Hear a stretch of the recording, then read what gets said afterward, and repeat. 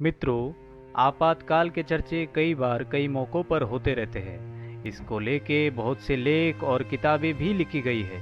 हाल ही में इमरजेंसी को लेकर एक फिल्म भी रिलीज़ होने जा रही है। हालांकि हम सब जानते ही हैं कि आज से करीब 48 साल पहले 25 जून की सुबह सन 1975 को देश में इमरजेंसी लागू की गई थी। यह इमरजेंसी 21 महीने यानी 21 मार्च 1977 तक चली। तत्कालीन प्रधानमंत्री इंदिरा गांधी ने संविधान के अनुच्छेद 352 के तहत मिली शक्तियों का इस्तेमाल करते हुए देश में आपातकाल लागू किया था। उस दिन सुबह रेडियो पर प्रधानमंत्री इंदिरा गांधी ने एक ऐसा ऐलान किया था जिससे पूरा देश बर्बाद हो गया था। रेडियो पर इंदिरा गांधी की आवाज़ में संदेश गूंजा जो पूरे देश ने सुना। इंदिरा जी ने कहा, भाइयों बहनों, राष्ट्रपति जी ने आपातकाल की घोषणा की है, लेकिन इससे सामान्य लोगों को डरने की ज़रूरत नहीं है। लेकिन इस ऐलान के बाद देश में हाहाकार मच गया। सरकार की आलोचना करने वालों को जेलों में बंद कर दिया गया। लिखने, बोलने, यहाँ तक कि सरकार के खिलाफ होने वाले विचारों तक पर पाबंदी लगा दी गई। मित्रों, स्वतंत्र भारत के इतिहास के उस विवादास्पद और अलोकतांत्रिक काल के बारे में हमारे जहन में कुछ सवाल है। आप लोगों के मन में भी यह सवाल आया होगा। मसलन आपातकाल होता क्या है, क्यों लगाया जाता है, इसके प्रभाव क्या होते हैं। तो आइए जानते हैं आपातकाल से जुड़ी इसी तरह के कुछ सवालों के जवाब। आपातकाल होता क्या है? आपातकाल भारतीय संविधान में एक ऐसा प्रावधान है जिसका इस्तेमाल तब किया जाता है जब देश को किसी आंतरिक, बाहरी या आर्थिक रूप से किसी तरह का खतरे की आशंका होती है। आपातकाल की ज़रूरत क्यों है? संविधान निर्माताओं ने आपातकाल जैसी स्थिति की कल्पना ऐसे वक्त को ध्यान में रखकर की थी जिसमें देश की एकता, अखंडता और सुरक्षा खतरे में हो।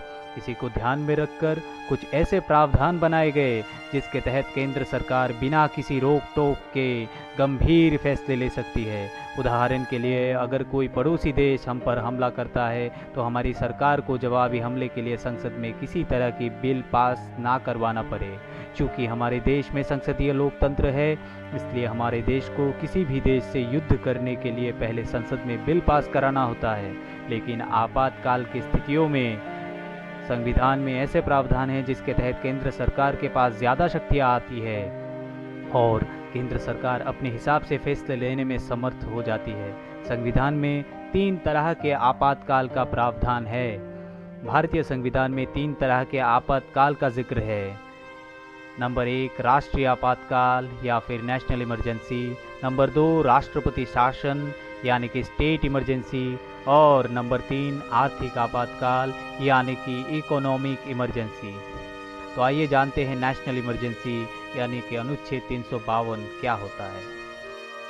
मित्रों, देश में नेशनल इमरजेंसी का ऐलान विकट परिस्थितियों में किया जा सकता है। इसका ऐलान युद्ध, बाहरी आक्रमण और राष्ट्रीय सुरक्षा के आधार पर किया जा सकता है। आपातकाल के दौरान सरकार के पास तो असीमित अधिकार हो जाते हैं जिसका इस्तेमाल वह किसी भी रूप में कर सकती है, लेकिन आम नागरिकों के सारे अधिकार भी छीन लिए जाते हैं। नेशनल इमरजेंसी को कैबिनेट की सिफारिश पर माननीय राष्ट्रपति द्वारा लागू किया जाता है। राष्ट्रपति शासन या स्टेट इमरजेंसी अनुच्छेद 356। संविधान के अनुच्छेद 356 के अधीन राज्य में राजनीतिक संकट के देखते हुए संबंधित राज्यों में राष्ट्रपति आपात स्थिति का ऐलान कर सकते हैं। जब किसी राज्य की राजनीतिक और संवैधानिक व्यवस्था फेल हो जाती है या राज्य केंद्र की कार्यपालिका के किन्हीं निर्देशों का अनुपालन करने में असमर्थ हो जाते हैं, तो इसी स्थिति में राष्ट्रपति शासन लागू होता है। इस स्थिति में राज्य के सिर्फ न्यायिक कार्यों को छोड़कर केंद्र सारे राज्य प्रशासन अधिकार अपने हाथों में ले लेता है।